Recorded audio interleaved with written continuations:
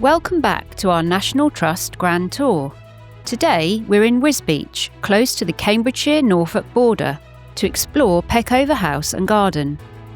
A quintessential Georgian townhouse, Peckover House appears modest from the street, but hides one of the most surprising, elegant and quietly extravagant interiors. Behind its plain brick façade lies a world of Rococo plasterwork, fine panelling, Quaker heritage and a 2-acre Victorian walled garden that feels like a secret oasis tucked right into the heart of town. This house tells the story of the Peckover family, a remarkable Quaker banking dynasty whose philanthropy shaped Wisbech for more than 150 years. Today, the National Trust continues that legacy of community, care and quiet generosity.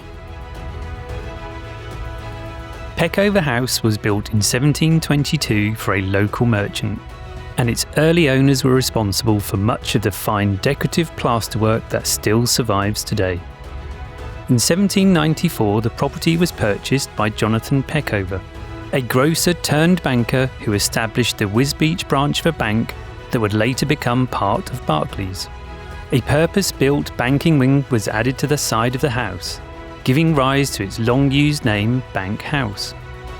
The Peckovers became one of the region's most respected Quaker families, known for their philanthropy and their passionate commitment to education, prison reform, and the abolitionist movement. Their influence helped many of Wisbech's institutions, from schools to hospitals. A particularly charming thread in their story is their friendship with the young Octavia Hill, social reformer and one of the founders of the National Trust. Her childhood home can be seen from the windows of Peckover House. In 1943, Alexandrina Peckover gifted the house, though not its contents, to the National Trust, who renamed it Peckover House in honour of the family who lived here for 150 years. From the street, Peckover House presents a classically proportioned Georgian façade, symmetrical, handsome and deliberately plain. Built of red brick with tall sash windows, it has an understated elegance that would not have looked out of place on one of London's fashionable 18th century terraces. The rear elevation is, in many ways, even more pleasing. Here you'll find the grand external staircase leading down to the garden, and 2 fashionable mid-18th century additions. A Diocletian window, semicircular in shape and set high on the top floor. On the first floor, a beautifully positioned Venetian window, which floods the formal staircase with natural daylight, something we'll see to full effect when we step inside the house later in the video. Stepping inside Peckover House, visitors arrive in a wide and elegant staircase hall, filled with soft, natural light pouring through the Venetian window on the rear façade. The beautiful paved floor leads the eye toward the broad staircase, and a tantalising view straight through to the garden beyond. From the foot of the stairs you catch your first glimpse of the impressive plasterwork ceiling, a hint of the craftsmanship waiting upstairs. It's a space designed to feel welcoming, while quietly impressing its guests. Wealth, but without any fuss. The dining room continues the theme of elegant Georgian living. After the contents of the house were sold in 1948, very little of the original furniture remained, so much of what visitors see today has been carefully gathered over time. Pieces bequeathed to the Trust, bought at auction or sourced from National Trust collections elsewhere. In Georgian dining rooms, large mirrors were often positioned to amplify the glow of candlelight on the table. The reflected light was said to be roughly equivalent to a modern 30-watt bulb, just enough to create atmosphere without revealing too many details of the pudding. Across the hall is the drawing room, dominated by its impressive Rococo overmantel mirror. Although it appears to be carved from stone or plaster, it is in fact intricately carved wood, a testament to the exceptional craftsmanship of the period. At the window sits a discreet snob screen, installed to give the family privacy from the comings and goings at the bank.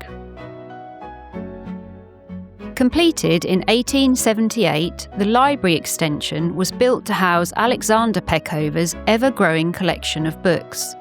Although early 20th century sales stripped the room of its original furniture and volumes, the National Trust has faithfully reconstructed the book presses along one wall using the original designs. The wallpaper is a careful reproduction of what once hung here. One of the highlights of the room today is the scale model of Peckover House. Architecturally accurate in every detail, it captures the features that make the real house so distinctive. This miniature masterpiece is filled with remarkable period touches. Tiny handcrafted furniture, patterned wallpapers, miniature books and even working drawers. Each room reflects the elegance and everyday rhythms of Peckover family life, offering a rare glimpse into 19th century domestic living on a delightfully small scale. It's a little surreal to peer into rooms that are exact replicas of the ones you've just walked through in full size. Can you spot the rooms we've already visited?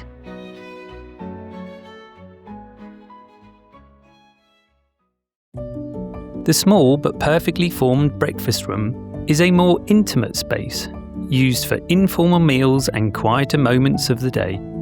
It's easy to imagine the Peckover family gathered here over tea and toast, discussing the day's business. Ascending to the first floor allows a closer view of the wonderful Venetian window and the incredible carved ceiling. Skilled plasterers laboured for hours to fashion by hand the swags and garlands, which make the decoration here so special. Unfortunately, during our visit, only a small part of the upstairs was open, so we weren't able to explore as much as usual. Typically, visitors can see a couple of bedrooms and the museum room, so we're hoping to return soon to see those areas properly. From the very top of the house, we now head right down to the bottom, into the basement.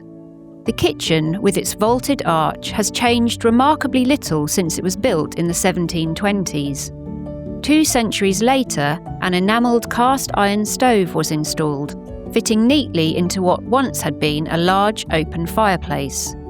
It's easy to imagine this room as a hive of activity.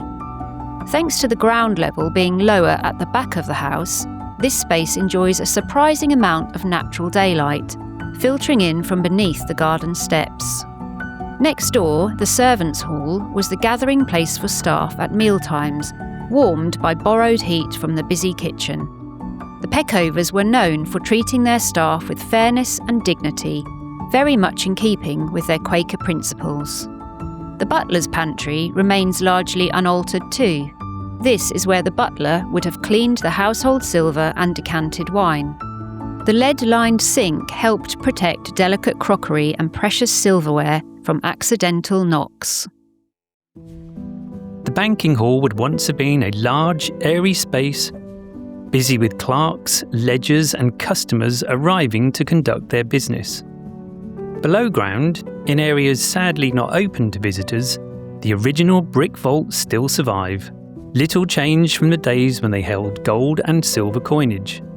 In an age of online banking, the idea of coming into a bank to have your wealth quite literally weighed feels very alien now. So that brings us to the end of our tour inside Peckover House. But don't go anywhere, because the gardens are quite possibly the loveliest urban oasis we've ever visited. At just under 2 acres, it isn't a huge space, but it more than makes up for its size with the sheer variety and charm packed into every corner. To reach the garden, visitors first pass through the courtyard beside the main house, which offers a rare glimpse of the side façade, a view that would not have been visible from the street. Here, the outdoor privy, once used by coachmen and gardeners, still stands, along with the original water pump. These quietly remind us of the practical life that once unfolded behind the elegant Georgian front. From here, the walk towards the tea room, tucked into the farthest corner of the grounds, follows a gentle path that offers tantalising glimpses of the gardens beyond. The route passes by the elegant stables, which once accommodated both carriage and riding horses in 4 stalls, a rare example of an urban stable that still retains its original fittings.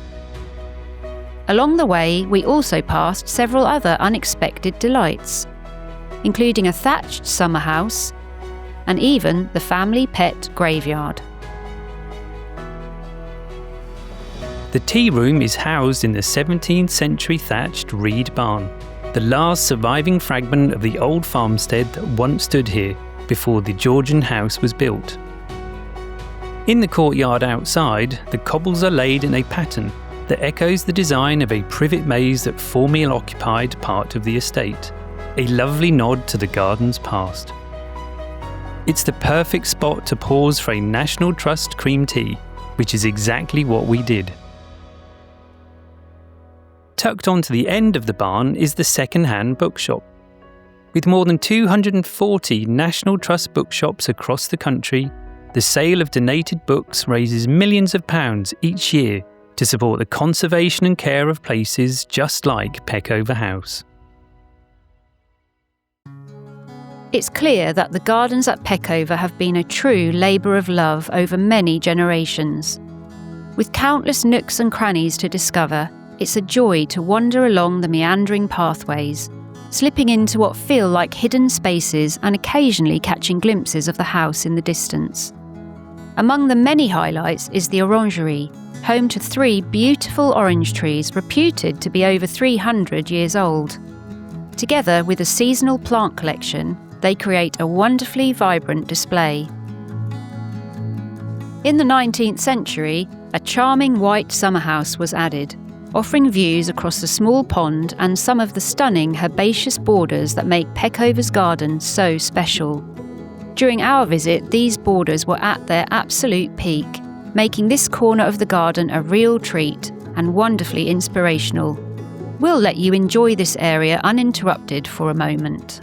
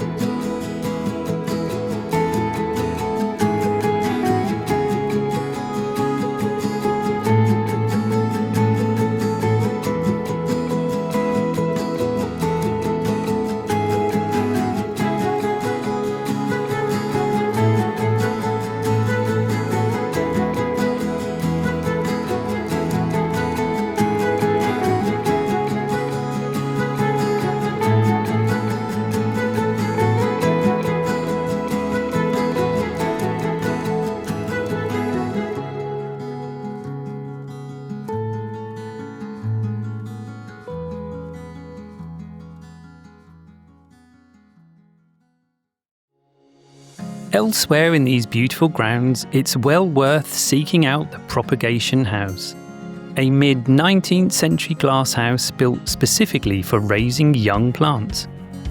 Its floor is sunk below ground level to help retain heat, an early and effective way of encouraging healthy growth. Today it still supplies plants for the many borders throughout the garden. Originally a wooden structure, it was carefully rebuilt in 2009 with an aluminium frame, preserving its historic purpose while ensuring its long-term stability. Really, that's just a little taster of this wonderful hidden garden at Peckover, but we hope we've given you enough to see what a delightful space it is. And there we have it, our house and garden tour of Peckover House. Before we wrap up our video, we always like to give you some handy tips to help you make the most of your visit. The house is not open every day of the week, so do check the website before visiting to avoid disappointment. Leave plenty of time for the garden. It might only be 2 acres, but there's a lot tucked away in every corner. visit the garden for free. Even if you're not a National Trust member, entry to the gardens is free, so take the opportunity to visit and grab a cuppa in the Reed Barn Cafe while you're there. Whilst National Trust properties in this area are a little scarce, if you do have time for another local visit, less than 25 miles away you'll find Oxburgh Hall. Oxburgh is a striking 15th century moated manor with over 5 centuries of Bedingfeld family history. Inside you'll find richly atmospheric rooms, a famous priest hole, and treasures spanning Tudor to Victorian life. Outside, the gardens, woodland walks and sweeping views make it a beautiful place to explore. We have a full video tour available here. And that brings us to the end of our visit to Peckover House, a place where quiet Georgian elegance meets one of the most beautiful town gardens in the National Trust. Here's why we think you should visit. Peckover is one of those rare houses where the atmosphere does much of the talking. The rooms feel lived in rather than grand. The stories are gentle but compelling. And the garden is a genuine hidden oasis in the heart of Wisbech. If you're looking for a day out that blends beauty, calm and a sense of discovery, Peckover House is absolutely worth a visit. Thanks for watching. If you've enjoyed this video, we'd love you to like, comment and subscribe. And join us again for the next stop on our National Trust Grand Tour.